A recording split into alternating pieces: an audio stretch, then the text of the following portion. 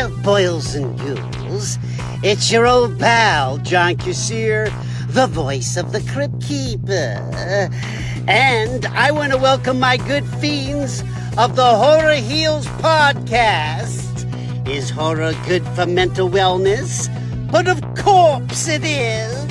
I delight in the delicious deaths of pitiful people on the silver screen.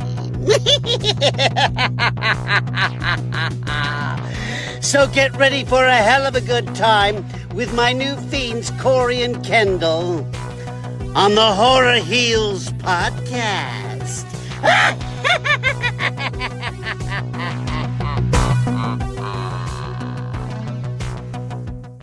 Right, Horror Heliacs, welcome back to the pod. Today, we've got an absolute legend with us, Mr. Monster-Mania himself, Dave Hagan. If you've ever stepped into a Monster-Mania convention, then you know why we're so excited. This man turned his love of horror into a thriving, horror fanatic haven, where fans become family and introverts find their tribe. So Dave, it's a pleasure to have you. Hey Dave, welcome to the podcast. Hey Corey, how are you?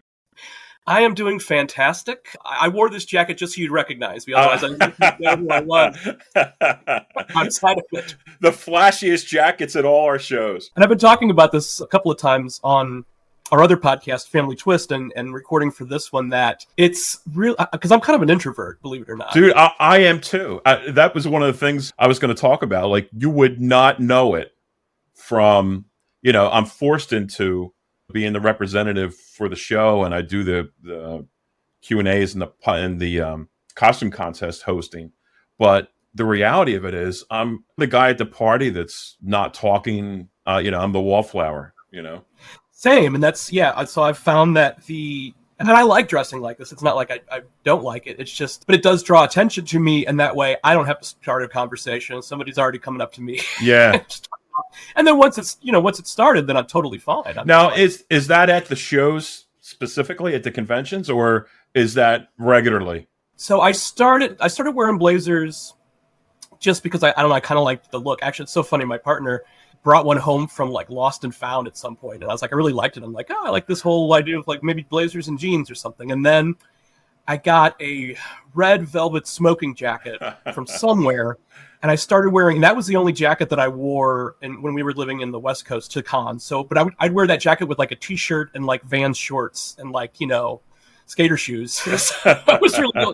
So it wasn't until I started coming to your shows that I started full suits, and the shoes and everything, going matching and stuff like that. Like, and I think I'm even going to like step it up a little bit more this year. I think I'm going to do a con where it's just going to be red suits. But I just had my eyebrows tinted for the first time because they're so light. But I think I'm going to have them tinted red to match the suits. Oh, wow. I'll never forget, what was it, the sexiest category of the costume contest when you came up, man. I had so much fun with that. I mean, that's just, that's like the epitome of what I want our shows to be, and it was so great that you felt, I mean, for, an introvert such as yourself to feel that comfortable to come up and do that, man. And you killed it. There might have been a little wine involved. Well, that always helps. But it's funny that you say that, because at these shows you can't be an introvert because everybody knows you. Like you're more well known than like the top celebrity at the show. You're having conversations with thousands of people in black t-shirts and Michael Myers masks like all weekend long. And it's funny, like I try not to be. I mean, there's some promoters that you'd think they were the headliner, like they brag on themselves so much. And I'm the complete opposite. I'm kind of like Kevin Clement from Chiller. Kevin was always the behind the scenes guy. Like if you knew who Kevin was, you know where to find him. But for the most part, Kevin was just, the guy quietly, the Wizard of Oz behind the curtain. And I've tried to be that for the most part, although I really love doing the Q&As. So, hosting those. And I love doing the costume contest. So I step out, into the public eye for those two things. But for the most of it, I don't want to be the famous guy. I want to be the behind the curtains guy. Well, the first few times I went to Monster-Mania, I didn't go to the costume contest. I think I was just exhausted by the time they came around. Yeah. But they are so fun. Like, Yeah. I won't miss one now. They are just so entertaining and just laugh out loud moments and, unpredictable.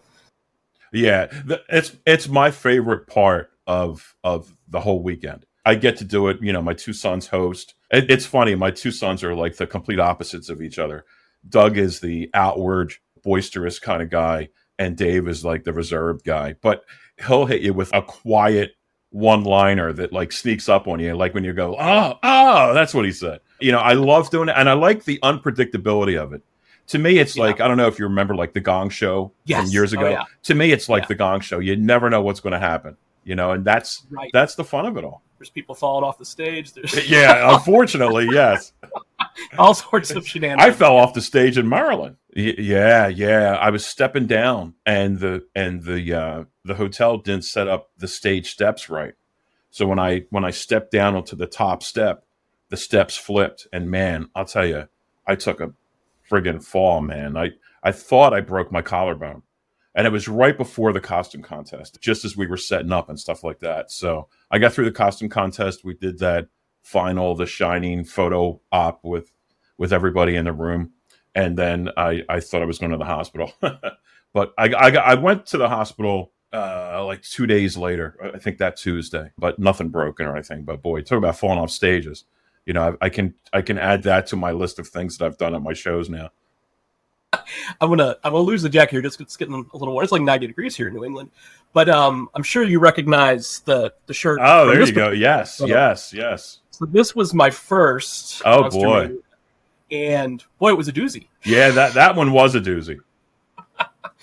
But I'll tell you, it's funny. So I was in line for the photo op with the It Kids when the fire marshal said, "Yeah, too many people, in the hotel," and shut the doors, which was like, I think horror fans are able to easily turn lemons into lemonade. Like, I just happened to meet the nicest couple next to me, and the guy is hysterical and just was like cracking wise with everybody around us, and it was just like an entertaining comedy show the whole time we were out there. Like, when we went back inside, it didn't feel like any time had passed at all. Yeah, I've seen so many exaggerations about that. It really, within a half an hour, the doors were fully open and we were letting people back in again. We completely shut the doors for 15 minutes, and then 15 minutes after that, it was if one person left, one could come in, and then 15 minutes after that, it was back to open doors. But I've seen all kinds of stories about it that were just oh yeah, it's become one of those legends now that just continues to grow, right? Yeah. So that was my first show, but I would love to hear a little bit about the origin of Monster-Mania. Oh, God. It started, I guess, the very beginning of it was, well, first of all, it's dedicated to my dad, who I lost and I adored. I lost him when I was 19 years old. 19 or 18. I'm not quite sure which. And I idolized my dad. My dad, every Saturday and Sunday, every weekend, my dad would take me. We lived in Philadelphia at the time. My dad would take me to these old movie theaters, like the big 40-foot screens, one screen per theater. They used to call them movie palaces. Like, we used to go down Center City in Philadelphia, all these beautiful, gorgeous movie theaters, and we would see double feature horror movies. So that always stuck with me, and it grew my interest in horror films, the paranormal to a degree, and all those things. So fast forward, I was writing for some movie magazines, and I wanted to interview Sarah Karloff. At the time, the Universal Monster stamps were coming out, and her and Bela Lugosi Jr. and Ron Chaney were going out and doing a lot of press and promotion for the stamps that were coming out. So we were set up to do a phone interview. And she says, "Why don't you come up and we'll meet up in person at Chiller Theater Convention," which I didn't even know what that was.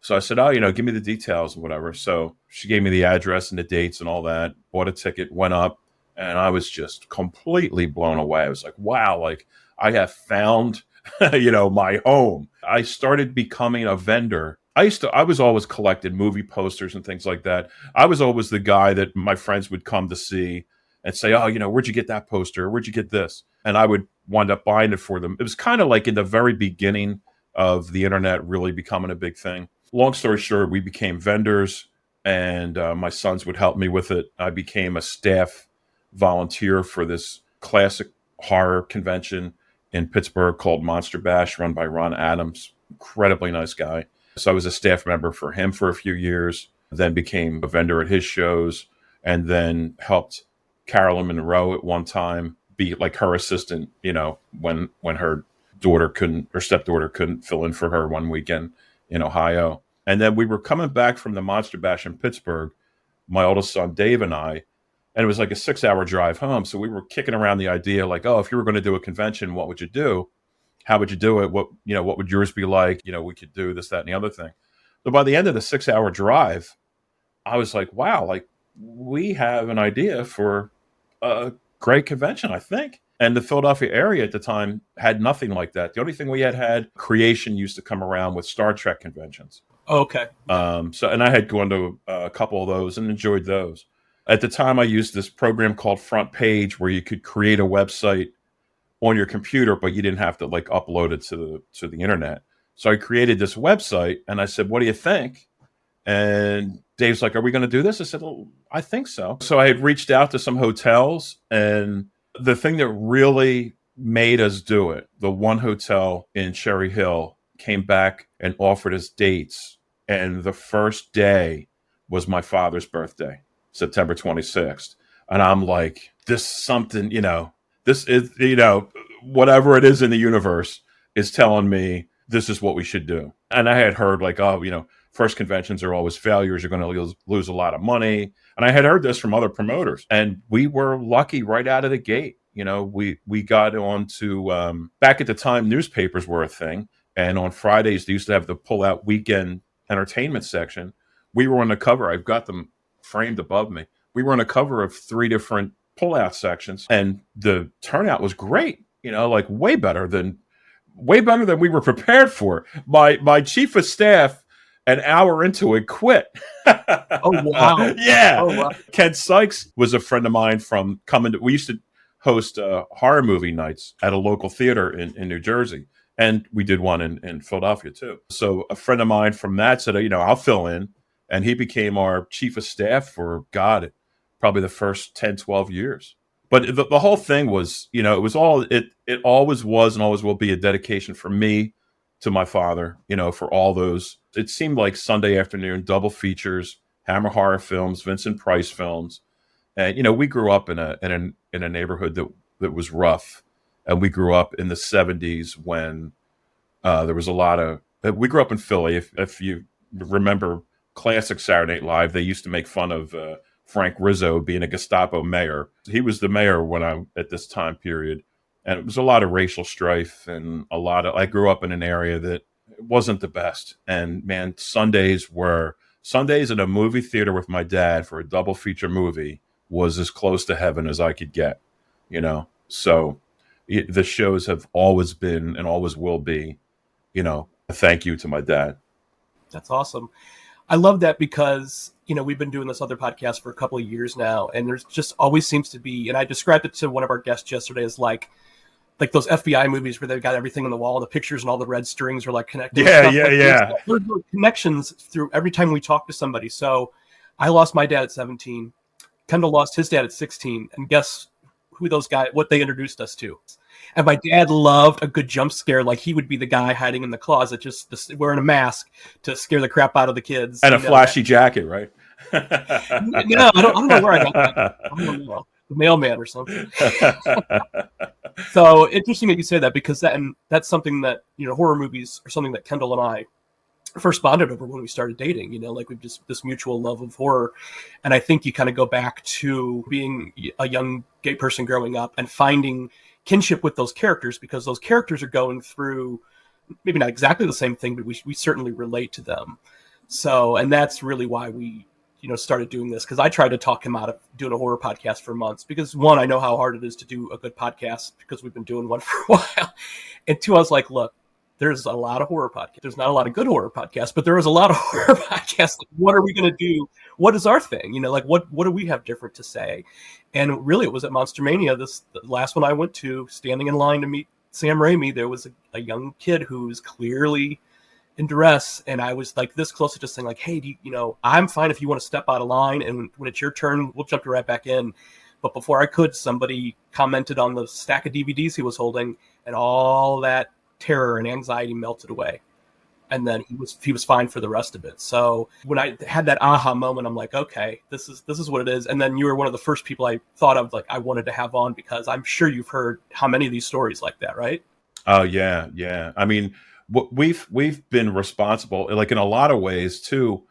We've been responsible for a lot of couples getting together. I had mentioned something on Facebook the other day, like, Sid Haig met his wife at our show, like we have staff members that have met their significant others at our show. I've met my current girlfriend at our show. It's just been one of those things. But to your point with the kid in line for Sam Raimi, I've gotten so many emails from people, thanking me for having the show, because just like I felt when I walked into Chiller for the first time, there's people that I think some people just aren't in the right place at the right time. They don't meet people that are like them, quote, like them. But then when they come to the horror convention, they meet those people, or they feel comfortable being themselves. If it is, the gay person that maybe is in an environment that's not supportive of that, then they come to the show and there's no judgment. It's just, we just accept everybody. And I've gotten so many emails from people that say, like going back to my father and your father, I get emails from people saying, oh, I got to meet, this star with my mom. It was the last thing that we did before she passed. I got that email a couple shows ago. I mean, you get emails like that, and it's like, it's not a business, and it's not for making money, and it supersedes all that stuff. It's providing memories for people that are going to last with them for a lifetime, Yeah. I mean, you're bringing a community together. I mean, that's really what it is. And because like people, I think, of course, we all know people are like, oh, I can't watch horror movies. They're too scary or whatever. So they don't know anything about but then they'll watch the news. Yeah, exactly. Like, that's even more. But I'm like, you've got to experience, you just don't get it until you experience it. Like, you've got to go to, one of these conventions just to see it. So like my colleague that started a podcast at the same time 2 years ago, she came to one with me a couple of years ago. My cousin, until he moved to Europe, was coming with me. And I could definitely tell it was like good for his anxiety as well. Like there was somebody was there with a service dog, a therapy dog, a Rottweiler, and he has a Rottweiler, and it was like he was just like kid in a candy store, like loving on this Rottweiler while we were waiting in line to meet somebody. It's and it's just, but I've heard so many people, like I've been in line so many times, whether it's Robert Englund or Kane Hodder or Cassandra Peterson or whatever, just people like, this movie saved my life, your character saved my life, and it's just like that has an impact. Yeah. It's like, okay. And stars hear that all the time. I mean, like every star is going to hear that from somebody at the show over the course of a 3-day weekend, and I think I've had so many stars that have done their first show with us came back and said, I can't believe what the interaction was like. I thought it was going to be something totally different than what it was. It touches them when somebody's coming up and telling you that. It's like when I get these emails, like, wow, like it really, makes you stop and think and be thankful that you're in the position to do those things for people or that other people react and accept what you do that much. And be, going back to the introvert thing, like to be that type of a person and get an email that thanks you and says that goes a long way, because there's a lot of like people love to, crap on things on social media too. Like every one of those that you read, is like a dagger in the heart, So like when you get an email, that says that's how appreciative of, the time that them and their mom got to meet somebody, it really, really changes your day. Really. And that, my fiends, is part 1 of our Monster-Mania origin story. Dave, thank you for sharing the first steps of this wild journey. From the chance meetings to those unforgettable fan moments, you've built something truly epic. So to all our listeners, whether you're a con regular or planning your first trip, just remember, Monster-Mania is the place where weird and wonderful reigns supreme. Tune in next time as we dive deeper into the madness, more behind-the-scenes stories, and find out just how Dave and his sons keep the horror community growing strong, one con at a time. Until then, Remember, when someone asks, is horror good for mental wellness? You answer, of course it is. The Horror Heals podcast is produced by How the Cow Ate the Cabbage, LLC.